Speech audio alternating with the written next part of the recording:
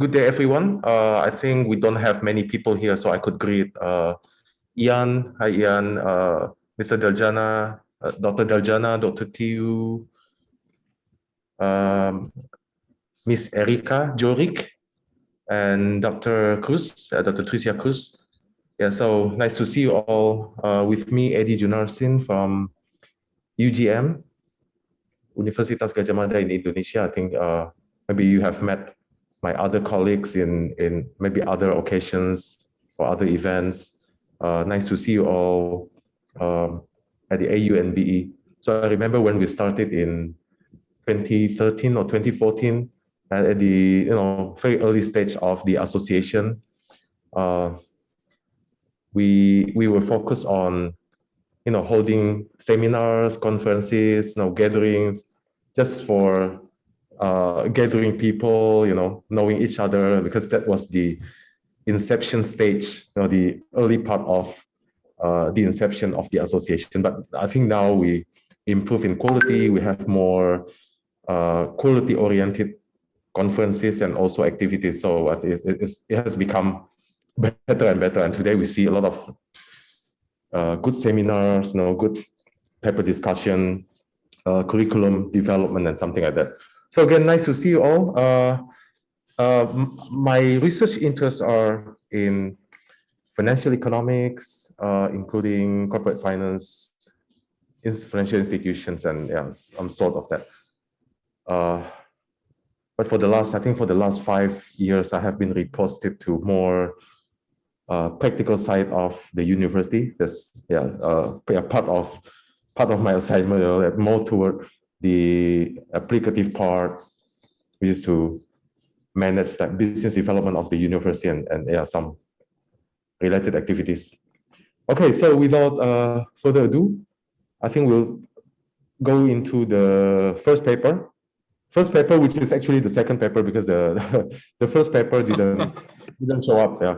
So let me check again. Yeah, the first paper, was supposedly presented by Saradela and Ariani, but they didn't show up. So we'll go straight to the second paper. So second paper, and again, our session today, here's the room for COVID-19 and the economy, room A.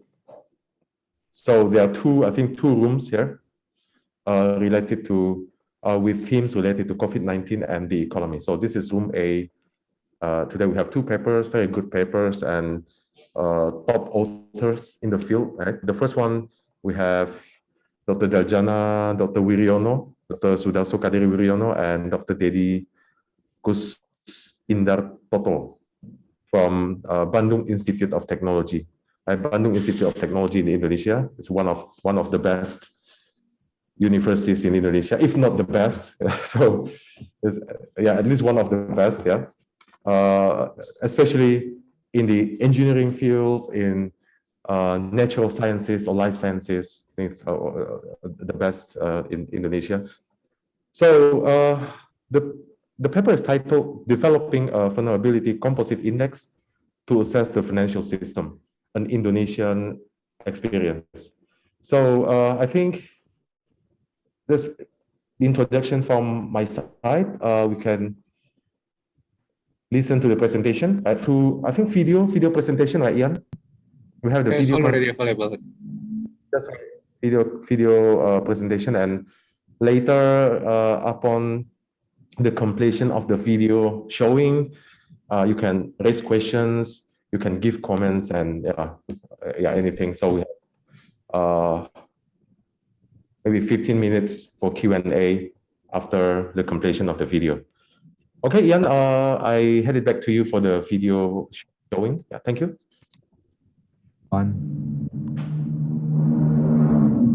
Let me introduce myself. My name is Darjana. I like to present my paper. It is titled "Developing a Vulnerability Composite Index to Assess the Financial System and Indonesia Experience." This is the structure of the presentation of the paper. First one, introduction, then the methodology, and the third, result and discussion, and the last, the conclusion. In introduction, as a background, we can see the first graph on the left side that the vulnerability amplified, particularly aftermath of the 2008-2009 in global financial crisis or GFC. It is raised awareness concerning the importance of the maintaining financial stability or FFS. The FFS has systemic risk dealing with the external shock effect to the domestic economy. And the COVID-19 pandemic nowadays threatens the global economy, including the Indonesia financial system. Indonesia, as a small open economy, is vulnerable, influenced by the global economic condition, and then the economic growth in 2020 dropped into minus 2.07% year-on-year, as shown in the right-hand side graph. Now here there is the jump out of the economic growth. And the motivation of the paper is the FSS nowadays in a form of more interconnected rising potential systemic risk. However, the composite indicator is in early warning system to capture the systemic risk has not fully considered yet. Meanwhile, the Financial System Stability Index or FSSI that has been assessed by the central bank is assumed to be not enough to capture the vulnerability. The index reflects a financial system resiliency from risk exposure, and there are two sub-index in the FSI, namely the Financial Institution Stability Index, and the second one is the Financial Market Stability Index. In general, the index is limited, focused on the banking sector risk.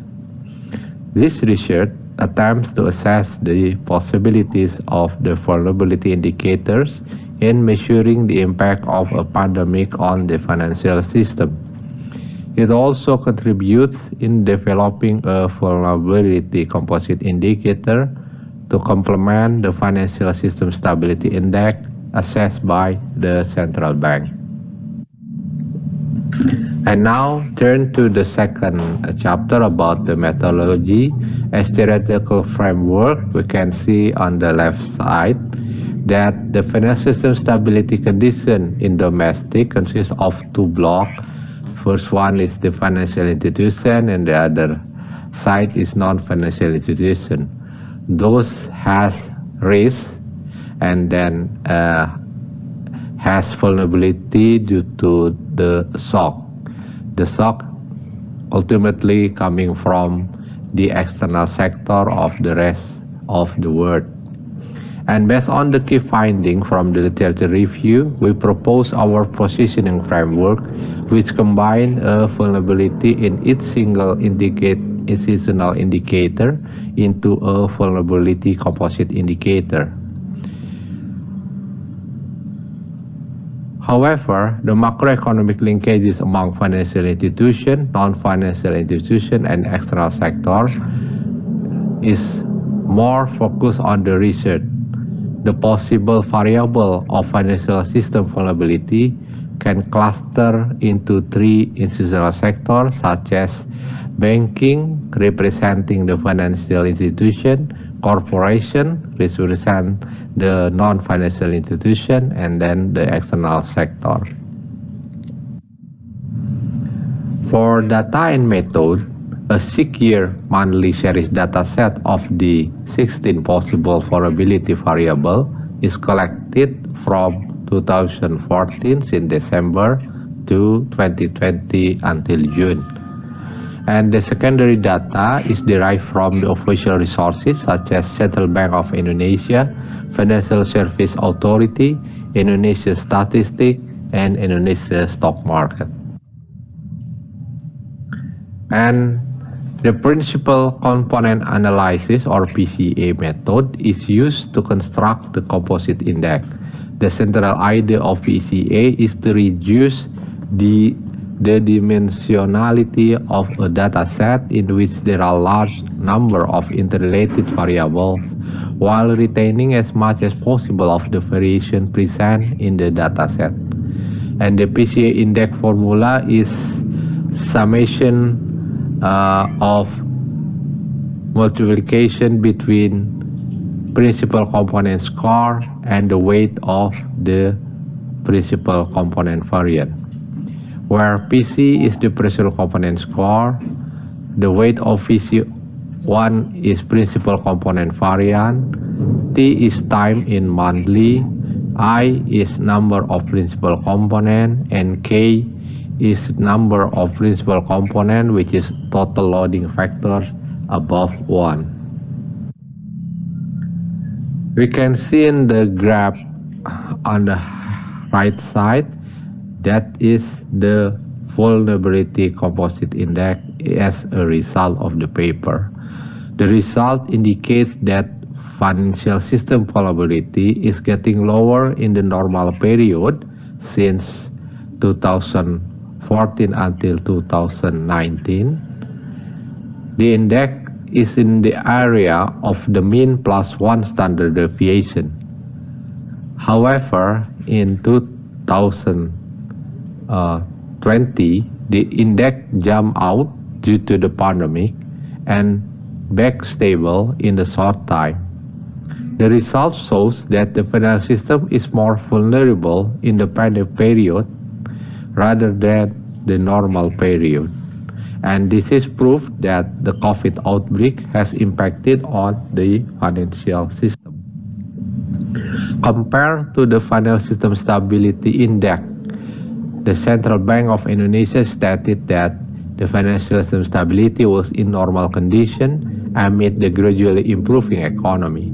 The policy synergy among the authorities to overcome the impact of COVID-19 was able to encourage gradual economic improvement with maintaining stability. To conclude, the COVID-19 outbreak has affected on the Indonesian financial system, particularly in early pandemic. However, it further goes back stable in the short term after some policies intervention undertaken. The vulnerability composite index is able to become a complement of the financial system stability index in terms of assessing the systemic risk other than the banking risk. That's all. Thank you for the attention.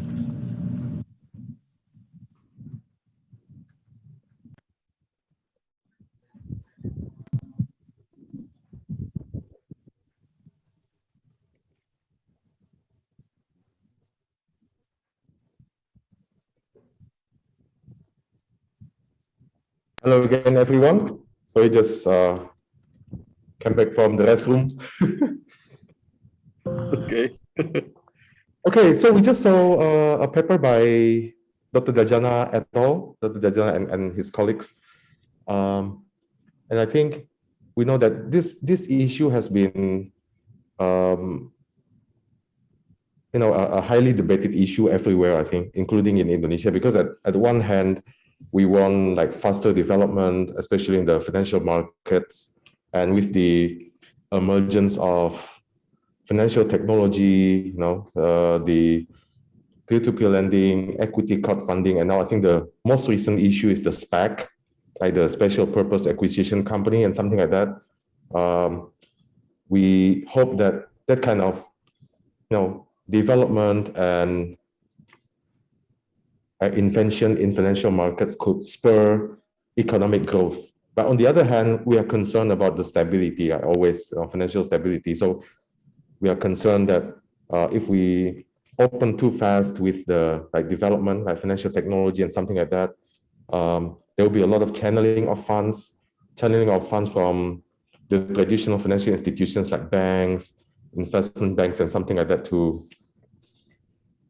fintech firms, right? Something like that. So there's always a trade-off, and we saw Dr. Deljana and his colleagues talked about the market risk, credit risk, and some other measures of risk that we know especially in the financial institutions, because our financial institutions are the pillar of an economy. When the pillar goes down, then goes the economy as well. So we have to be careful, and we know the terminology like too big to fail, a pillar of the economy, and something like that. So maybe we'll open up a Q&A session for about 15 minutes. If anyone here has questions or comments to the paper, please feel free. Yes, please, Dr. Tew. Go ahead. Yes, my question is to Dr. Rajana. Why did you use a PCA as your method to develop the index? I mean, why did you not use another method? Thank you. Could I answer Pak Edi directly? Yes, sure. Yes, Dr. Dajjal, please respond. Thank you, Dr. Tew. I choose the PCA as the model because they have benefit to reduce the dimension of the much variable into the some principal component that cover the most of the variance of the data. It's as far as I'm concerned that it is very beneficial to have the to integrate all of the indicator in some of the variable rather than another method like others. It's just my answer. Thank you, Atio. Thank you, Dr. Rajana. Yeah, please. Sorry, Pak Edi and Pak Tio. I'm not a doctor. I'm still student. Hope someday will be the same with Pak Edi and Mr. Tio. Thank you for your helping and praying. You sure, Dr. Dajjal? No problem. No problem. Doesn't matter. Okay. Yeah, please. Other researchers, other authors, you want to raise questions or comments to the paper? I think the most significant contribution of the paper is the technicality, right? This is like we're talking about composite index, vulnerability composite index. So at the world stage, we have the VIX or something like that. We know the volatility index or vulnerability index at so many places. Now, in Indonesia, we have yet to have such indexes or indices. We have to build one, but to build an index, as always, we need a lot of components and factors. We have to conduct whatever factor analysis, discriminant analysis, and some sorts of statistical tools and techniques like those methods. So I think that's always the beauty of building an index.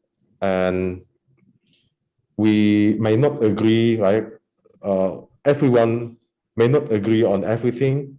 As always, for example, we don't agree that this factor or component is included into the index building. Another author or another researcher might not agree with some other things, and I think that's very normal. That's, I think, how we defend research in a journal, in a publication, how to address issues or objections or comments from the editor and also reviewers. I think that's the beauty of it. And I think in the future, and we talked about it in 2014, we wanted to make more serious conferences like this.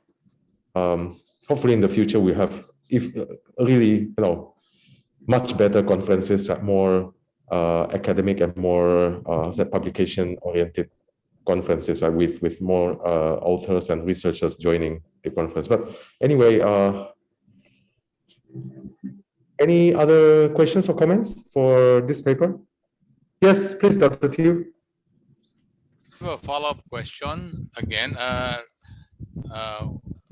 Well, it was mentioned earlier that PCA, the principal component analysis, was used to reduce the dimension. So may I ask them then, what were the factors that reduced dimension, the factors that were found significant among the many factors that went into developing the vulnerability composite index?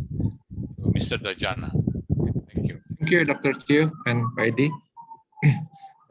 Firstly, I'd like to comment about Pak Edi mentioned earlier that there are some methods actually to have a composite index, but that's true that as Dr. Chiu asked that the reduced dimension of the variable into principal component or factor is mainly for those factor capture the most variance of the data, because the mathematically when one principal component has already exist, the emerge is covered with the variance. So from 6 variable become 4 component principal has around 80% cover of the variance of data. So I think it is more beneficial to have the integrated composite index from the PCA. Is that right? Thank you. Thank you. Thank you. Thank you. Excuse me, Pak Edi, maybe I can raise one. Maybe I need actually the comment from Dr. Chiu or Dr. Edi or Ian and Cruz. Maybe I introduced 16 variable from the past literature, and it cluster into 3 financial institutions. So what comment is it possible, because maybe another variable more suitable for the composite indicator for vulnerable, but it's just my taking to the composite because it's more relevant to the Indonesian situation and capture the risk, most of risk of the financial system. Thank you, Pak Edi and Dr. Chiu. It's a matter of empirical findings, like we see some other indices or indexes in the world.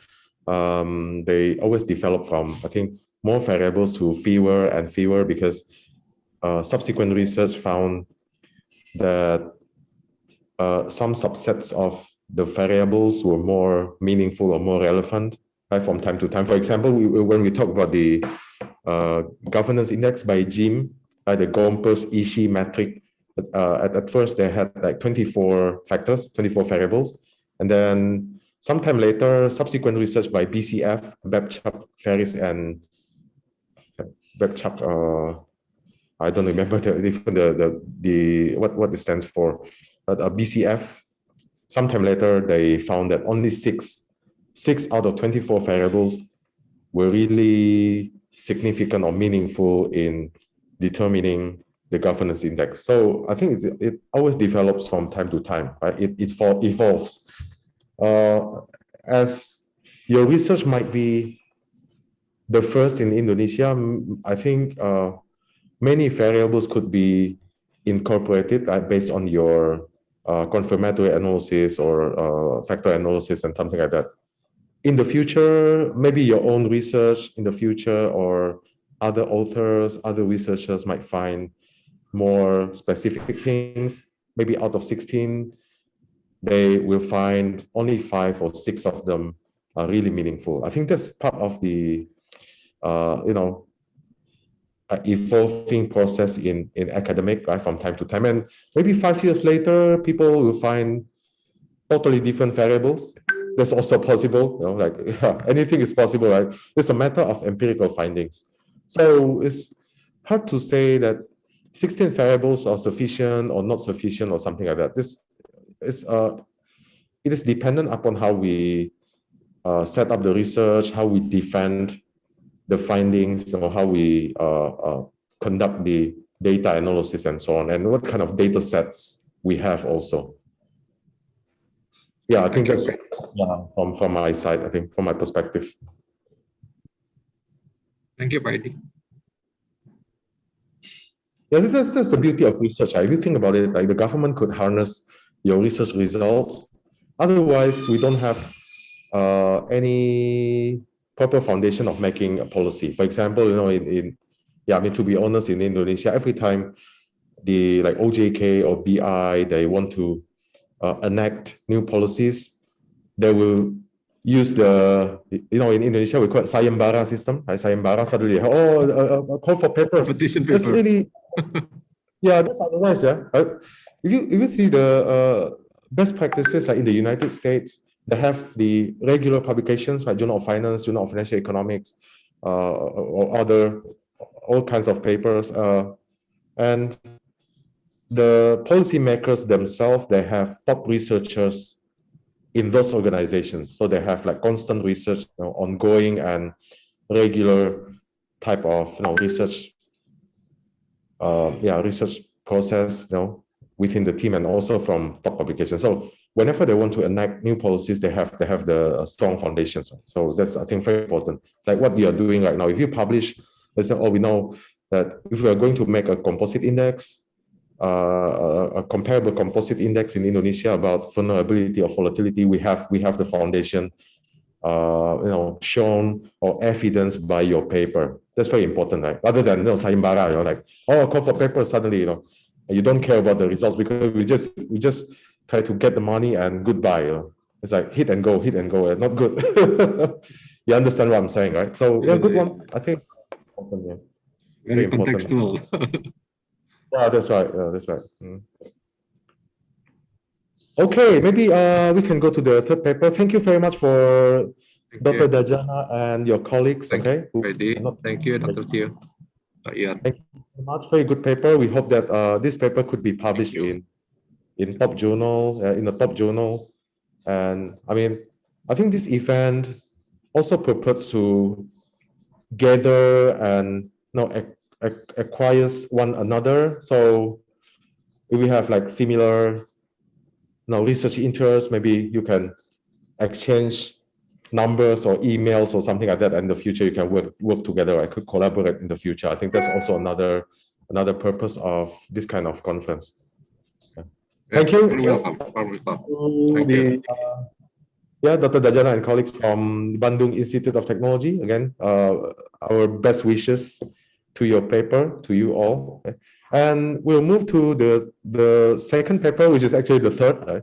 Supposed to be the third paper, but you're the second anyway in our presentation today. So it's about market risk models in crisis conditions.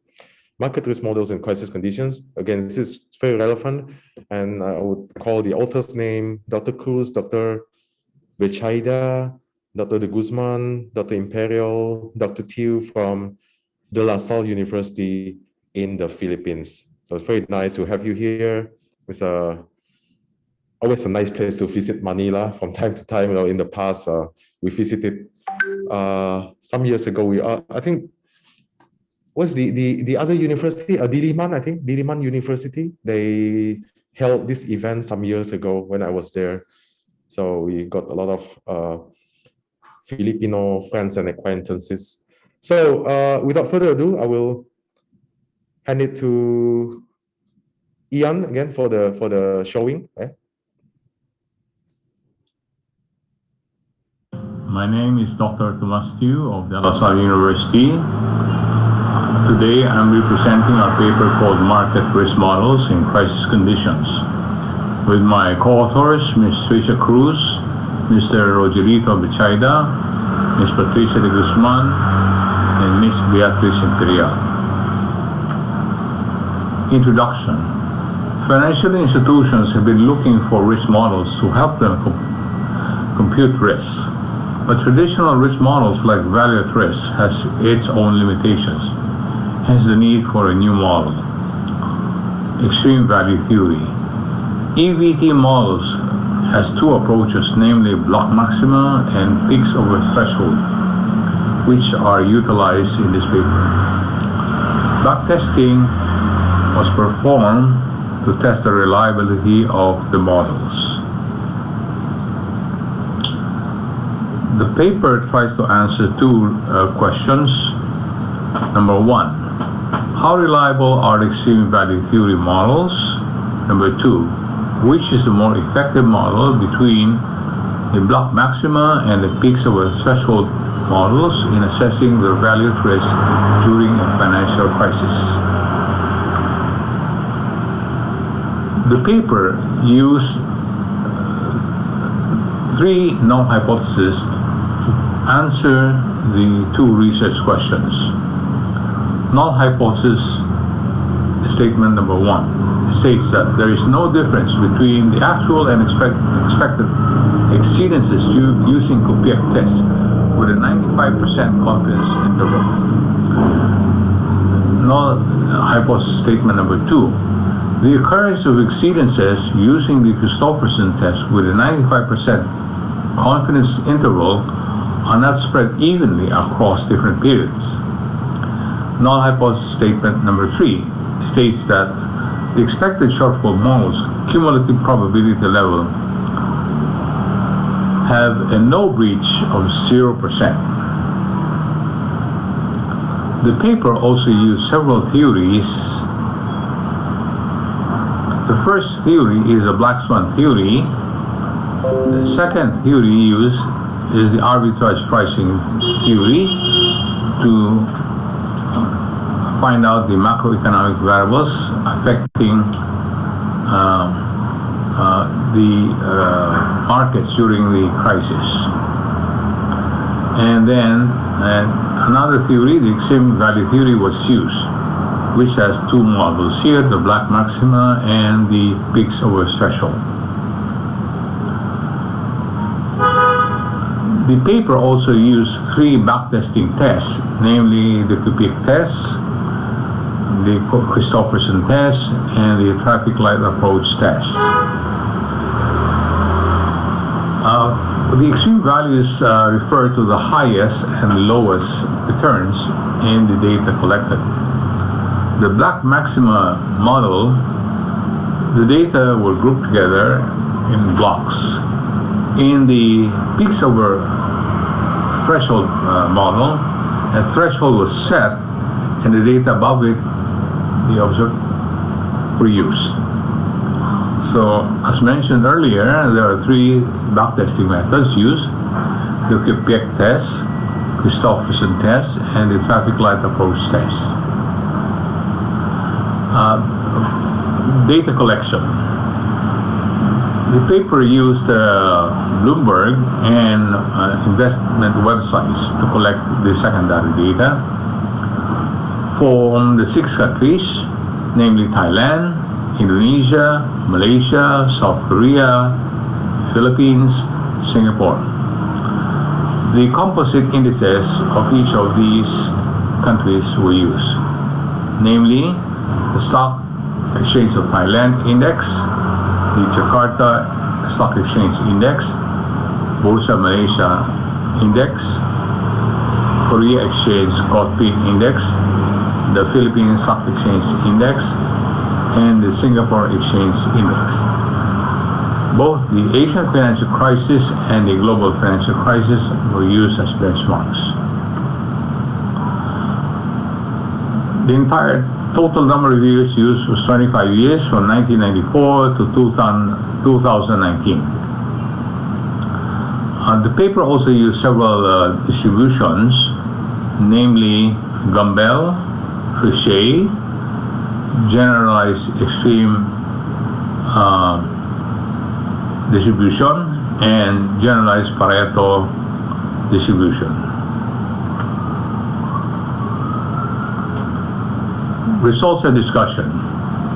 The study found that the effective measure model during the pre-crisis period of the Asian financial crisis is the POT, or peaks over threshold model, since it displayed favorable and consistent returns results for all the backtests. But during the crisis period of the Asian financial crisis, the study found out that there's no clear depiction of the effective measure of both models, the block maxima and the POT, because of the unfavorable and inconsistency of results. During the post-crisis period of the Asian financial crisis, the study found out that the effective measure model, again during the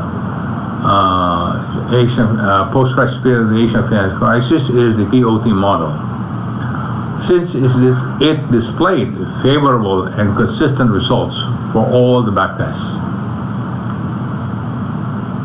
For the pre-crisis period of the global financial crisis, the study found out that the effective measure model during the pre-crisis period of the global financial crisis is the POT model, since it displayed favorable results for most backtests for all countries except Thailand under the Christopherson test. During the crisis period of the global financial crisis, the study found out that there is no clear depiction of the effective measure model during the global financial crisis period because of the unfavorable and inconsistency results. During the post-crisis period of the global financial crisis, the study found out that the effective measure model during the post-crisis global financial crisis period is the POT model, since it displayed favorable and consistent results for all the backtests. Conclusions. Most of the models from Black Maxima and POT are suitable for both the Asian financial crisis and global financial crisis, or the pre-crisis and post-crisis periods, with the POT being the ideal model. The Black Maxima model was not chosen due to the failure of the data to adjust to the abrupt shift in the market situations brought about by the pre-crisis and post-crisis period. The POT then is the more reliable model compared to the Black Maxima model.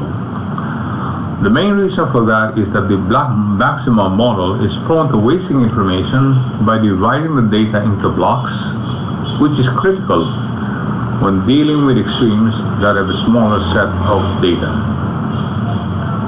If the observed pattern given by the model is proceeding towards the actual values assessed for the crisis period, then it implies an upcoming crisis. Therefore, the paper recommends that other industries to consider the extreme value theory in determining the most effective models to be utilized in assessing their risk exposures. Thank you.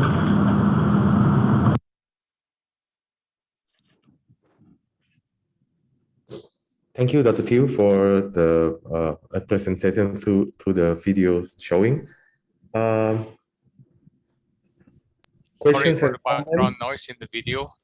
No, Sorry I for the think background noise. it's good. It's clear, very clear, I think. Maybe questions from Dr. Daljana, maybe? Any questions or comments? Thank you, Fadi. Congratulations to Dr. Tew and team and Ms. Cruz. Thank you from the presentation that we heard that the paper used the extreme value theory. Is that right? That is correct. Yeah, it's very good implementation, because as far as I'm concerned, that the theory is coming from the physics.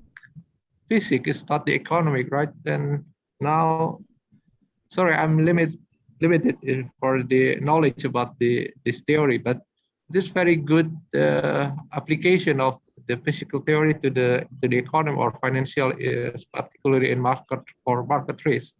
So thanks for the presentation. And the second one, I just wondering about the final the finding result if you can elaborate the more factual evidence, especially from the market risk in Jakarta Stock Index in Indonesia. As far as I know, that the external sector is has most influence to the market risk of the JSA index. So it's coming from external, not the internal. So that is the theory coming from the internal factor or the outside. Thank you, Dr. Teo. Okay.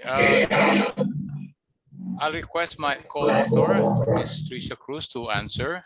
Tricia, you'd like to answer the question of Dr. Dajana?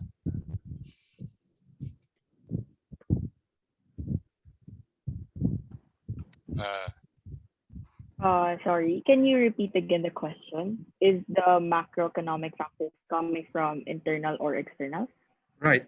The Jakarta Stock Index, the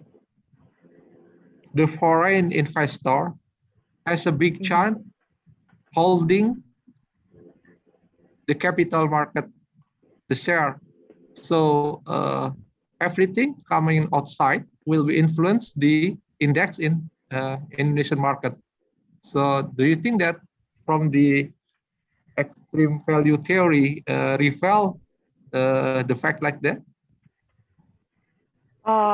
According to what we have researched based on our paper, we considered the macroeconomic factors of Indonesia pertaining to like the GDP, the other factors that could probably affect the crisis period during the crisis period during this crisis. And yes, I think that the financial, what you have mentioned, will be affected during this crisis in this theory.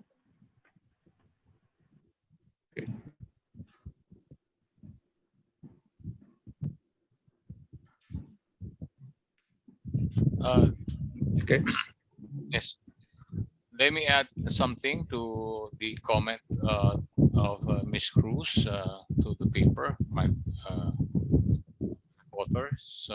Well, one is on the Jakarta Stock Exchange Index. Other factors from the, of course, because we are talking about the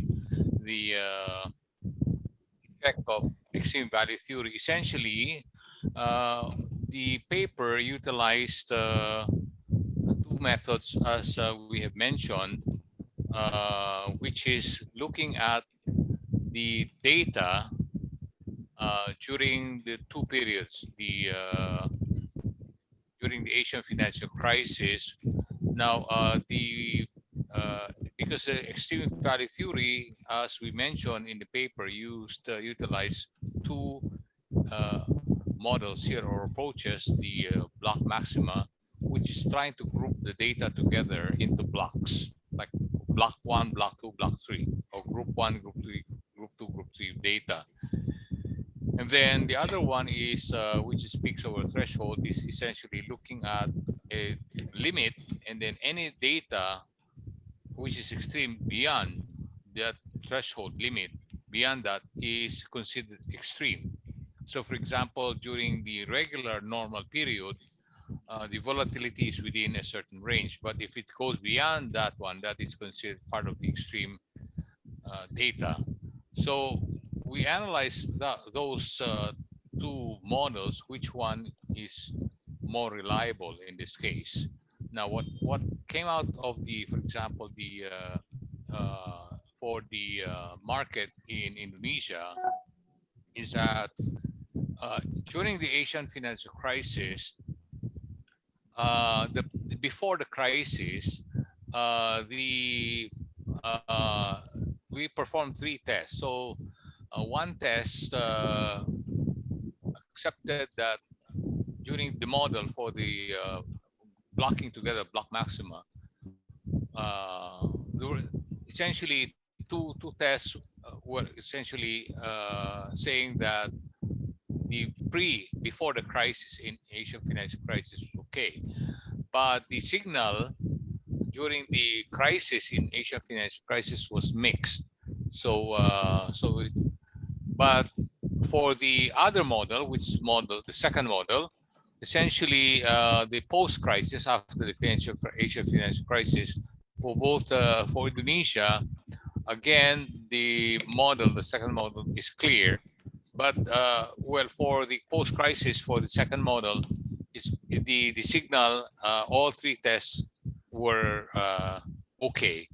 For the pre-crisis, it's essentially the signal was okay, but not as clear as the second model.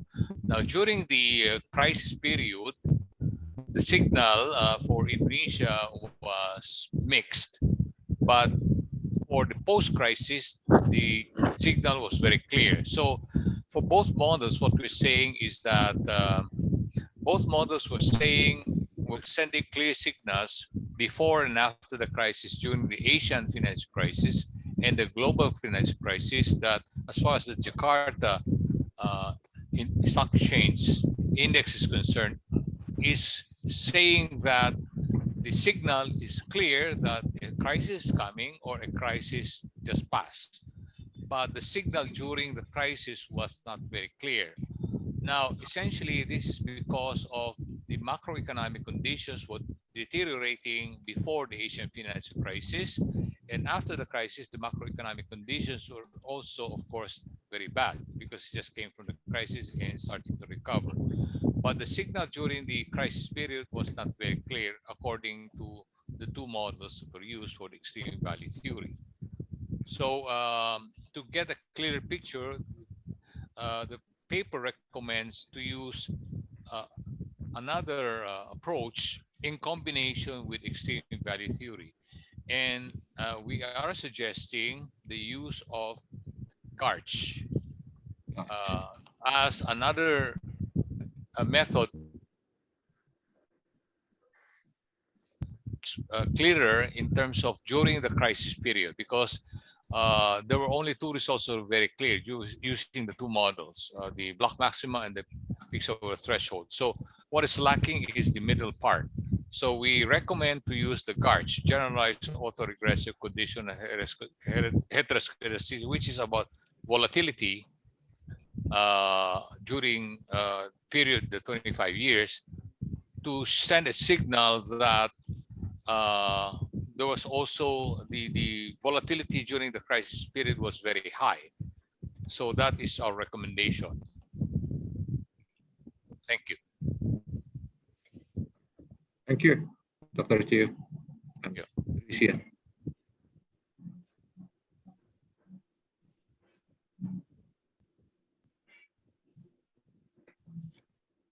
Thank you for the question and also response from the authors. Other questions or comments, maybe?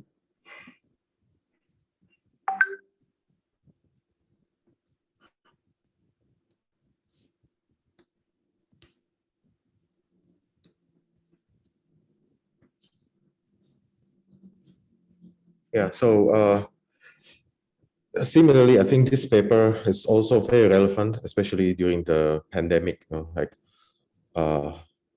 Yeah, this kind of pandemic is this kind of crisis is quite unique because in the past we had financial crisis brought about by economic or financial causes. If you think about it, in 1998, there was a big financial crisis in Asia, to the eastern part of Europe as well. It was not that contagious because at that time the world was still not as globalized as it is today.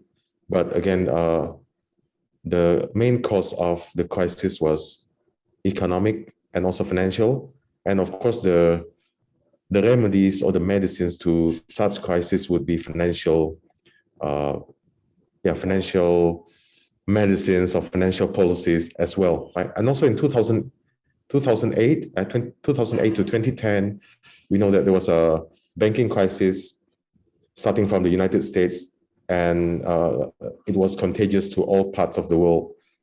The banking crisis or financial crisis was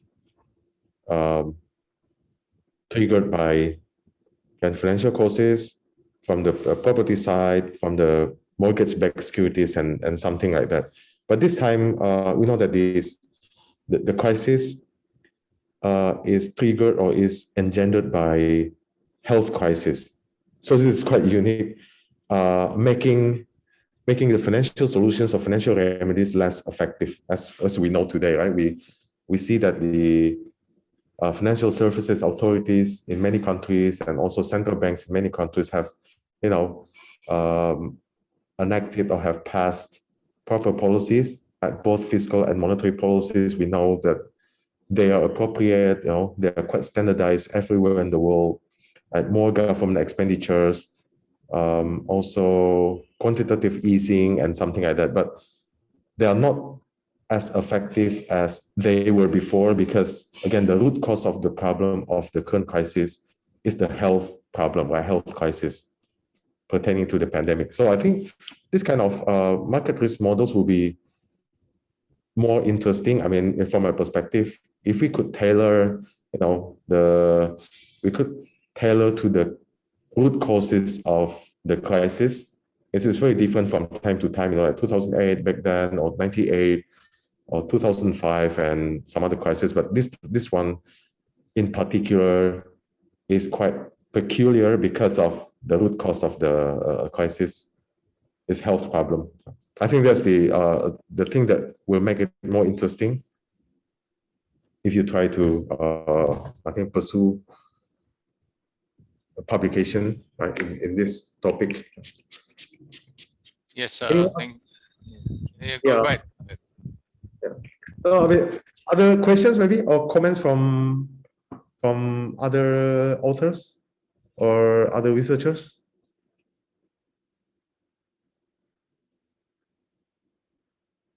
Nothing else? Okay. So I think we could wrap up today's session. We only had 2 papers today, but nevertheless, I think this is a good beginning for the association and also for the authors. Hopefully next year or in subsequent conferences, we'll have more papers, more authors gathering, more quality and also more quantity as well. But anyway, I just want to add something, if I may. Yes. Yes. Our paper essentially, Dr. Junarsin, essentially our paper showed that the effect of any crisis, for example, like the COVID crisis now, which affects the global markets also. Markets are now interconnected, as can be shown by the results of our paper for both a 25-year difference. But yet, during the both crises, the results were the same. Both markets, all the markets for the 6 countries were interconnected. All of them were affected. As now in 2020, the crisis also, the market, I'm sure will show when we extend our paper to cover the 2020-21 markets, that the markets are interconnected and they are affected, and us with the same with the crisis. And then we can extend the same method to, because the market collapsed last year. So that's all I can say. Thank you. I think that's very plausible. I mean, it has been more and more interconnected, because back then, in maybe 20 years ago, 25 years ago, what happened in one country might not be contagious to other parts of the world. But nowadays, for the last 1 or 2, maybe 1 decade, for the last decade, we know that whatever happening in one place will quickly transmit to other parts of the world. That's, I think, very true. And we see some positive sides of the globalization, but we also see some drawbacks and some potential problems from the interconnectedness of financial markets all over the world. Very true. Again, hopefully the paper could be published in a good journal, and it will benefit the academic community as well as the governments everywhere. I mean, based on the findings of your research.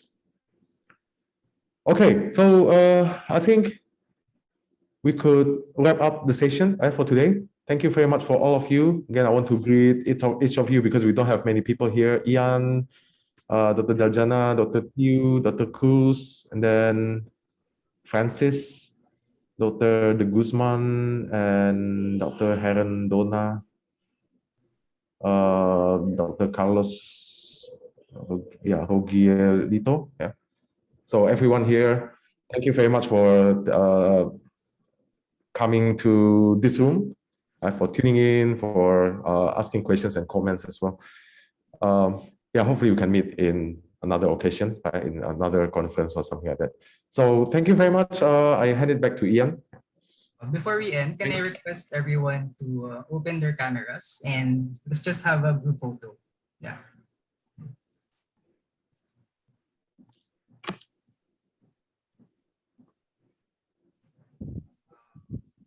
Is Patricia and Francis there?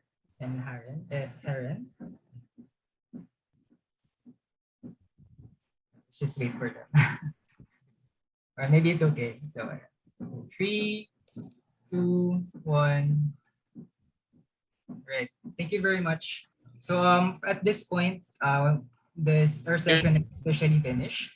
But the breakout sessions, all of the breakout sessions will finish by 3:30 p.m. So from now until 3:30 p.m., you can still go around the different sessions and participate and watch in the other sessions. So thank you very much.